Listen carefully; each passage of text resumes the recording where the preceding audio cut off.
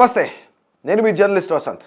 ఆంధ్రప్రదేశ్లో గత వారం రోజుల నుంచి కూడా భోగాపురం ఎయిర్పోర్ట్ ఏదైతే ఉందో దాని చుట్టూనే రాజకీయం జరుగుతుంది. అసలు భోగాపురం ఎయిర్పోర్ట్ క్రెడిట్ ఎవరిది? టీడీపీదా, వైసీపీదా? దీనికి పునాది వేసింది మేమంటే దీన్ని డెవలప్ చేసింది మేము, దీన్ని పూర్తిగా ప్రారంభించింది మేము అంటూ కూడా రాజకీయ పరంగా ఆరోపణలు ప్రత్యారోపణలు. ఇక భోగాపురం ఎయిర్పోర్ట్ గురించి ఒక పెద్ద వారైతే జరుగుతుంది. సో నిజంగా ఇక్కడ క్రెడిట్ ఎవరిది అనేది మీకు తెలుసుంటే మీ అభిప్రాయం ప్రకారం భోగాపురం ఎయిర్పోర్ట్ స్టార్ట్ చేసింది ఎవరు, దాన్ని డెవలప్ చేసింది ఎవరు, దాన్ని ప్రారంభించింది ఎవరు అనేది మీ అందరికీ తెలుసు. కానీ ఇక్కడ భోగాపురం క్రెడిట్ ఎవరిది అనేది మీ అభిప్రాయం అయితే తప్పకుండా తెలియజేయండి. ఎందుకంటే ఈ భోగాపురం క్రెడిట్ ఎవరిది అనేది ఇద్దరు, ఇటు కూటమి ప్రభుత్వం ఇటు వైసీపీ కూడా రెండు కూడా ఫ్యాన్ వార్ మొదలుపెట్టింది, ఇక్కడ సోషల్ మీడియా వార్ మొదలుపెట్టింది, అన్నీ మొదలు పెట్టేశాయి. రైట్. సో ఇక్కడ ఏం జరుగుతుంది అనేది మీ అభిప్రాయం తెలియజేయండి తప్పకుండా. Bhogapuram greenfield international airport Alluri Sitaramaraju ఎయిర్పోర్ట్లో ట్రయల్ రన్ విజయవంతంగా ముగిసింది. అయితే దీంతో ఇప్పుడు ఈ ఎయిర్పోర్ట్ కదా రన్వేలు టెర్మినల్ భవనాలు దాటి ఏపీ రాజకీయాల్లో రెండు ప్రధాన పార్టీల మధ్య క్రెడిట్ వార్గా మారింది. ఇది ఎవరి వల్ల సాధ్యమైంది అనే వాదనకు భోగాపురం ఎయిర్పోర్ట్ కేంద్రంగా మారింది. ఆలోచన నుంచి ప్రాజెక్టు సాధ్యం చేసింది మేమే అని తెలుగుదేశం పార్టీ శ్రేణులు చెప్పుకొస్తున్నారు. ప్రాజెక్టు ప్రాథమిక దశ పనులన్నీ కూడా పూర్తి చేసినది మేమేనంటూ వైసీపీ కూడా సోషల్ మీడియాలో పోస్టులతో హోరెత్తిస్తున్నారు. అయితే ట్రయల్ రన్ అనంతరం మాజీ ముఖ్యమంత్రి YS Jaganmohan Reddy social media X వేదికగా ఒక పోస్ట్ రిలీజ్ చేశారు, స్పందించారు. ఎందుకంటే భోగాపురం ఎయిర్పోర్ట్కి సంబంధించి డెవలప్మెంట్కి సంబంధించి మేము ఎంత డబ్బులు పెట్టాం, ఎన్ని డబ్బులు పెట్టాం, దాన్ని పూర్తిగా అసలు ఆ ప్రాథమిక పనులన్నీ పూర్తి చేసింది ఎవరు అన్నట్టుగా కూడా ఆయన ఆ పోస్ట్లో ఆ కథనంలో రాసుకొచ్చారు. విశాఖపట్నంలో కొత్తగా నిర్మించిన భోగాపురం ఇంటర్నేషనల్ ఎయిర్పోర్ట్లో తొలి విమానం ల్యాండింగ్ కావడం ఆంధ్రప్రదేశ్ అభివృద్ధి మార్గంలో ఒక మైలురాయి అని చెప్పుకోవాలి. ఎందుకంటే ఈ పాలనా కాలంలో వేగవంతమైన అనుమతులు సాధించడమే కాదు, ఎయిర్పోర్ట్ నిర్మాణం కోసం భూములు ఇచ్చిన వారి పునరావాసం కోసం భూసేకరణ కోసం సుమారుగా 960 కోట్ల రూపాయలు ఖర్చు చేయడం ద్వారా ఈ ప్రాజెక్టుకు బలమైన పునాది వేశాం.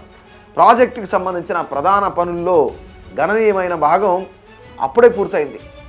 అలాగే విశాఖపట్నం పోర్టును భోగాపురం అంతర్జాతీయ విమానాశ్రయంతో అనుసంధానించే భోగాపురం ఎయిర్పోర్ట్ బైపాస్ జాతీయ రహదారి ప్రాజెక్టుకు కూడా 2023 మార్చిలో ఆమోదం తెలిపిన నితిన్ గడ్కరీ గారి కృషి సహకారం నాకు ఎంతో గుర్తుంది అంటూ వైఎస్ జగన్మోహన్ రెడ్డి ఆయన ట్వీట్ పూర్తిగా, ఎందుకంటే కేంద్ర ప్రభుత్వం ఏ విధంగా మాకు సాయం చేసింది, అలాగే అక్కడున్న భోగాపురం ఎయిర్పోర్ట్ నుంచి విశాఖపట్నం పోర్టు వరకు రహదారి ఏ విధంగా నితిన్ గడ్కరీ ఏ విధంగా హెల్ప్ చేశారు.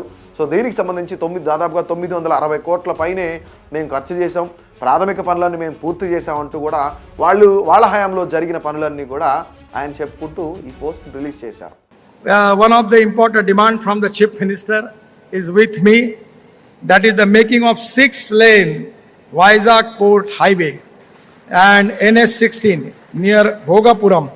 The length is 55 kilometer, cost is 6,300 crore, and state is going to contribute for land and giving me some concession.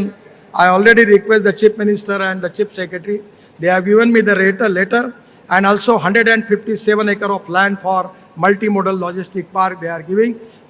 From my ministry, I am sanctioned this important project. అయితే rehabilitation కూడా పూర్తి చేశాం. భూసేకరణను 2750.78 ఎకరాలకు పక్కాగా పూర్తి చేసి ఎకరాకు 28 లక్షల నుంచి 36 లక్షల రూపాయల వరకు పరిహారం కూడా మేము ఇచ్చాం. ఇదంతా వైసీపీ ఘనతే అని పార్టీ సీనియర్ నేత బొత్స సత్యనారాయణ కూడా అన్నారు.